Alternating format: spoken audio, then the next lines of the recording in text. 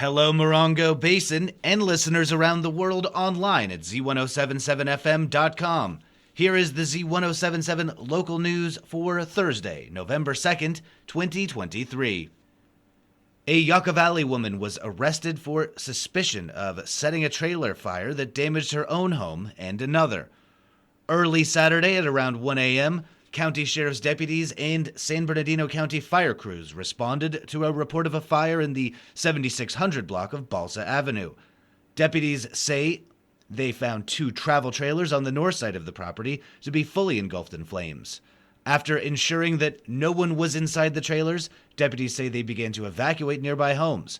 Fire crews were able to extinguish the fire, but the trailers and several homes suffered from damage. No injuries were reported. An investigation into the cause of the fire by the Sheriff's Bomb and Arson Division determined that a resident on the property, identified as Diana Newton, 34, purposefully set one of the trailers on fire. Diana Newton was arrested later that morning for suspicion of arson and booked into the West Valley Detention Center on $80,000 bail. Detectives from the Morongo Basin Sheriff's Station recovered $1,000 in stolen merchandise from the Yucca Valley Home Depot, along with weapons from a suspect in Beaumont. The Sheriff's Morongo Basin Station reports that a suspect stole approximately $1,100 of merchandise from the Yucca Valley Home Depot on September 18th. During the investigation of the theft, a detective from the Morongo Basin Station, working with other law enforcement agencies, identified the suspect as Arturo Navarro, a 38-year-old resident of Beaumont. Yesterday, detectives authored a search warrant for Navarro's home in Beaumont, where they say they located the property stolen, along with 2 assault rifles and 2 pistols. As a previously convicted felon, Navarro is not permitted to own guns.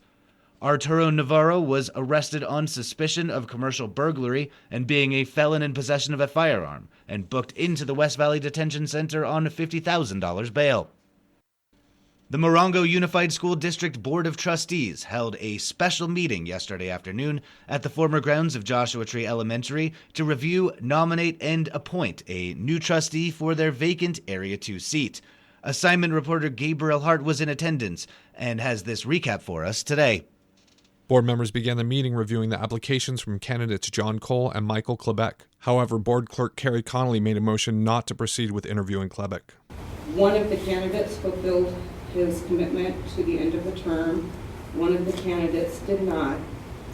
It's also my understanding from an article from radio station Z107.7 that the candidate that did not fulfill his term sent a resignation letter to the County Board of Education, and the reason for his resignation was that he was not able to work with any of the other board members. So I have a concern about interviewing this person, and if we even want to do that. It's very important that we choose someone who is going to be able to work with us and fulfill their term. So I would like a motion to not interview Mr. Cheslett. I apologize for not remembering. With no second to Connolly's motion, however, the motion failed to pass. After both candidates proceeded to be interviewed by the board chose John Cole to fill the seat, his unanimous nomination passing 4-0. Superintendent Dr. Patricio Vargas then swore in Cole to the Area 2 seat. Reporting for Z107.7, this is assignment reporter Gabriel Hart.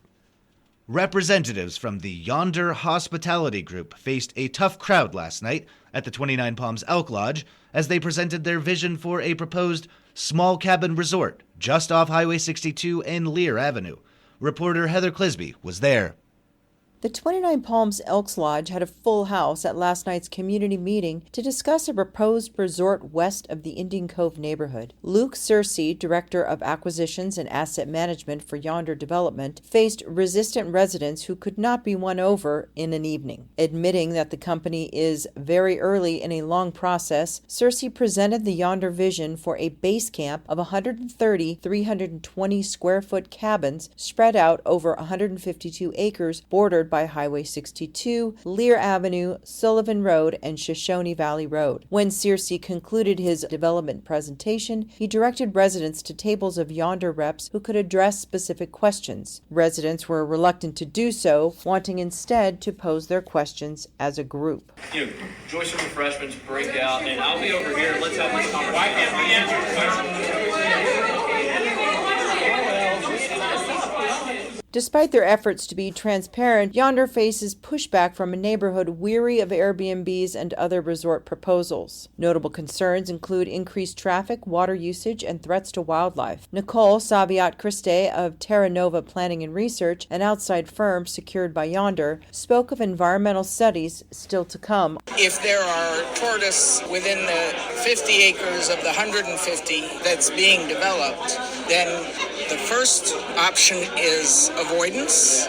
If there are burrows in the development area, we would probably look at altering the site plan. In addition to the cabins, the resort would include a main lodge, food beverage area, secondary lodge, employee housing, a stargazing area, an outdoor movie screen, and 2 swimming pools. Noah Ellis, CEO of Yonder Management, spoke to the food beverage concept, stating that it would be open to the public as well as guests. It's not a sit-down restaurant. We look to just provide for guests for breakfast and dinner. People tend to leave the property in the morning, recreate, and come back in the evening. So we treat it like somewhere between a food truck and concession stand. Searcy stated that Yonder hopes to open the resort in 2026. Reporting for Z107.7, this is Heather Clisby. An exhibit on the Morongo Basin's LGBTQA+ history debuts tomorrow night in Joshua Tree. Organized by T. Hamidi, the High Desert Queer and Trans Oral History Project, which features audio from our community's longtime and new queer residents, in which they reflect on their time here and their connection to the desert. The exhibit also features photos, video, and an interactive portion. The event begins at 7 p.m. tomorrow at the Joshua Tree Retreat Center and will feature free vegan food by Elka. After the audio exhibit, you can celebrate with a queer cabaret featuring live music by Teddy Quinn and Victoria Williams, along with drag performances by Lady Chillane and Slim Jim. The cabaret begins at 8 p.m. and costs $10. T. Hamidi will give a free artist talk at the exhibit at 3 p.m. on Saturday. Tomorrow's Z107.7 Up Close show will focus on the 5th annual Yucca Valley Film Festival. Festival director Matt Bouwa, an award-winning director, scriptwriter, and producer, will join host Gary Daigneault with an overview of the free 3-day event sponsored by the town of Yucca Valley. The events and screenings will take place at the Yucca Valley Community Center November 10th through 12th. Hear all about the Yucca Valley Film Festival tomorrow morning at 10 a.m. here on Z107.7. The Joshua Tree National Park Art Expo kicks off its 11th annual exhibition this weekend. Arts and entertainment reporter Charlie Thomas breaks out his scarf and dark glasses. The 11th annual Joshua Tree National Park Art Expo kicks off on Saturday and Sunday, November 4th and 5th from 10 a.m. to 4 p.m. at the historic 29 Palms Art Gallery in 29 Palms. Admission is free for all events. Art Expo weekend will feature artist booths, live music on stage, food and drinks for sale, and the juried exhibition in the gallery. The awards reception will be on the gallery patio Saturday, November 4th from 4 to 7 p.m. Live music on the gallery stage will feature local musicians Bob Garcia, Mike and Wendy, Hunter and the Wicked, and Karma Dealers. Rocky's Pizza will sell pizza by the slice, spaghetti, and salad both days from 12 to 4 p.m. Chili will be provided for the Saturday evening reception, along with a cash wine beer bar.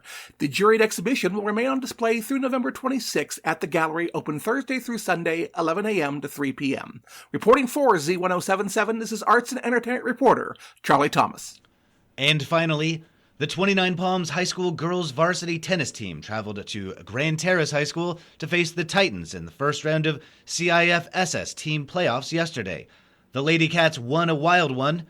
The score was tied up 9-9 after 3 rounds, so all the game scores had to be counted, and the Lady Cats came out on top with a score of 76-75. The Lady Cats move on to the second round on Friday against Silverado High School at home tomorrow at 2 p.m. That's our local news. Hear local news 7 times a day, 7 days a week at 7, 8, 9, noon, 4, 5, and 6. If you hear news happening, let us know about it. Email us at tips@z1077fm.com. Reporting for the Morongo Basin News Leader, the award-winning Z107.7 Local News, I'm Jeff Harmetz.